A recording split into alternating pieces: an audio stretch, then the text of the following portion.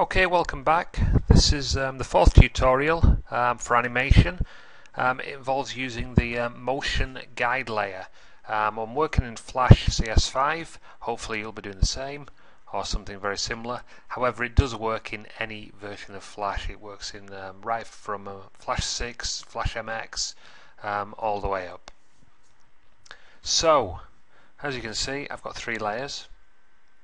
Just going to turn all these off so you can see. I've got the background, which are the sky and the mountains and the hills. I've got the this layer, which has got my B symbol on. If I look in the library, there we go. And I've also got a guide layer. This is on this layer I've drawn a path for where I want the B to go, which all looks a bit strange. It looks like I've drawn all over my screen, but I haven't. If I go to Control and Enter to export the movie, you'll see that the B, if I just move this across, the B is following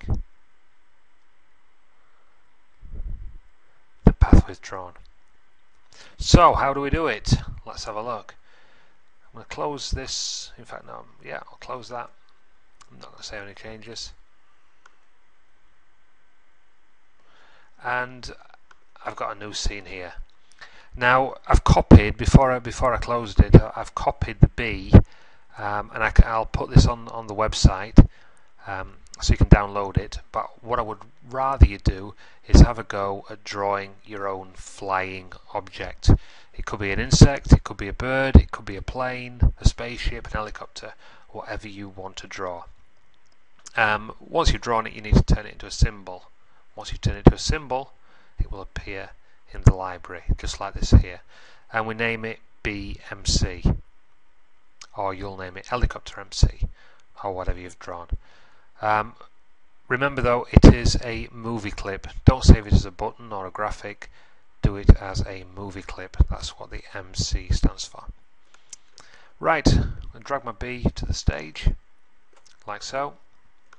And just to keep our naming conventions correct, I've got my B and it's sat on layer 1 at the moment.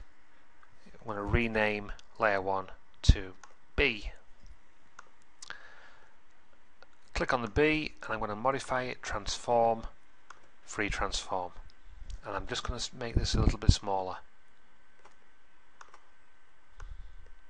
And we're on frame 1, I'm going to drag the B off the stage, like so.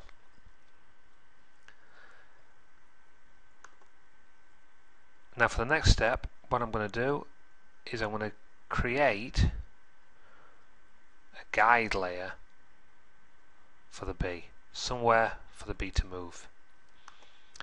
So I right click and I'm going to add a classic motion guide. In older versions of Flash, you'll see this little icon down at the bottom here, but I think if you right click on any of the in any versions, it will give you the option of a guide layer. So I click on the guide layer, I've got it selected, and I'm going to choose my I can choose anything. I'm going to choose a pencil tool in this case, and I'm going to make sure the pencil is set to smooth rather than straight line or ink. I'm going to set it to smooth. It can be any colour, but if you do it dark, you can see what you're drawing.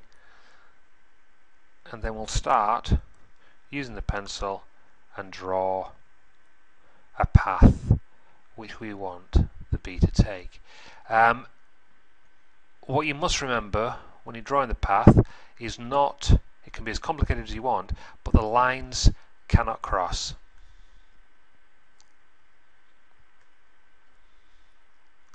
Oop, so it'll go off the screen there. Just jumped a bit. I'm using my laptop for this and no mouse, so bear with me.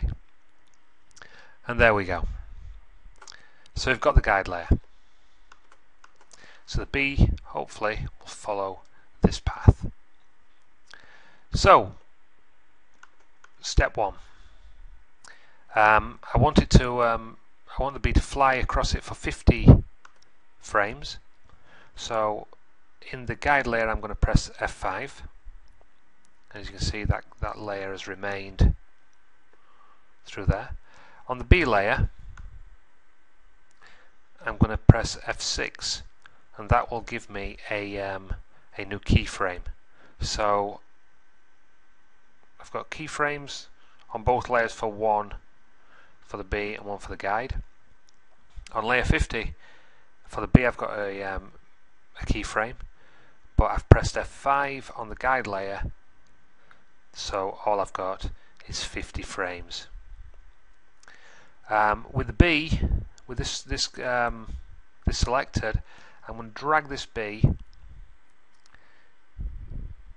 to the end of this line. If you notice, there's a dot has appeared. Just take my finger off that. Click on it again. You've got this circle. This shows us the centre of our symbol. Depending on what you've drawn, you should get a circle in the middle. Now, if I hover over the line, you'll see when it's snapped to the line, it will go dark. In older versions of the software, it doesn't give you this, but you can sort of feel it grip the line. So we'll pop that there. Back to frame 1, and the B needs to start, and again we'll start it there. At the moment, nothing will happen. It'll count to 50 frames, and the B will, well, you won't see anything. The B's out of the picture on frame 1, and it will be out of the picture on frame 50. We need to get it to travel across these lines. The easiest way to do this, if I right click anywhere in this grey area, we're going to put a classic tween. What you will do is a motion tween if you're working in an old version of Flash, but for this we're going to create a classic tween, and I click OK. And as you can see, we've got an arrow that's appeared from frame 1 all the way across, like so. So now if I test this, Control and Enter, you can see the B is flying and following the shape. Now to slow this B down, the easiest way of doing it, if we select 2 frames in there, so click and drag, and then if I just keep pressing F5, we'll half its speed, so go up to 100, and then test it. There we go, it slowed down a little bit, but we can keep doing that and doing that and doing that. What I would like you to have a go at, once you've got your B, is to have a go at putting in a background. You've got your path, so the easiest way to do this is to add another frame. As you can see there, it's appeared above the B, so we don't want to draw on that, but we can drag this layer down. I'm just going to name it so you know what it is. Background. So we've got the background, we've got the B, we've got the guide layer. If I click in here, just to show you something really quick, we'll just have him flying across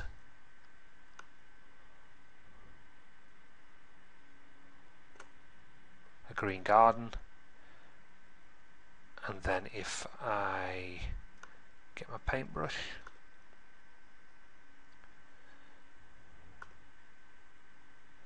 thick paintbrush, and we'll just have a light green.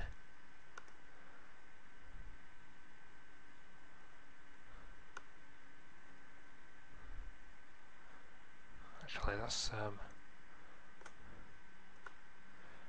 not as thick as I would have liked. Because I'm on the wrong thing. There we go. So I'm just going to follow this around, try and create a path in the garden.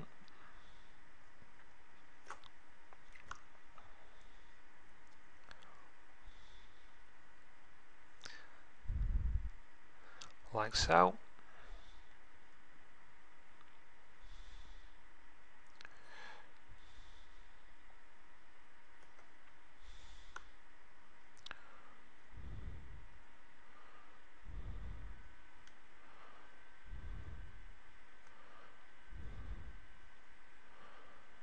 just finish this off. Try and be as neat as possible, and then if I control and enter that, I've got a bit of a path,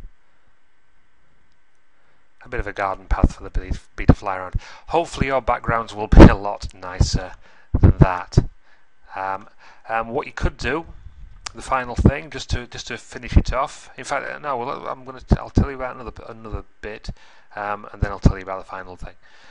If I move down the bee layer, as you can see, the bee stays in a sort of horizontal position, doesn't move around all the way through. What I can do, and depending on what you've drawn, what we can do, if I insert, let's go back down here, so we want the bee to dive bomb. What I can do is I can insert another keyframe by pressing F6. I can free transform on the bee. I've just right clicked, free transform, and I can rotate the bee there. So we carry on, we carry on, we carry on. So he's dived down there. We put another keyframe in by pressing F6, rotating back up.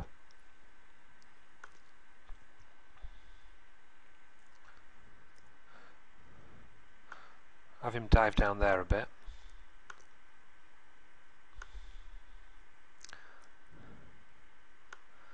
Rotate him again.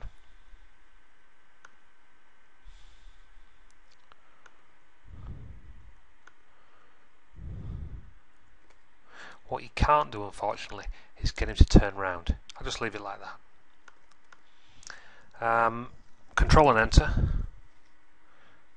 And there you go. Blink and he'll miss it. Yeah, just tilting him in different directions. If you've got something like an insect, like a creature that's walking, you can create all sorts of weird and wonderful things with that technique. The final thing, for those people who whiz through this and think, oh, what else can I do? Why not have a go at adding a sound? Again, you would file, import to stage, but you would need to find something like an MP3 sound of whatever the thing you've drawn is, a bee buzzing or an helicopter's rotor blades. It's entirely up to you, or just a piece of music, a backing track. But have a go, see how you get on. I look forward to seeing the results. Thank you very much. I'll see you for tutorial 5. Goodbye.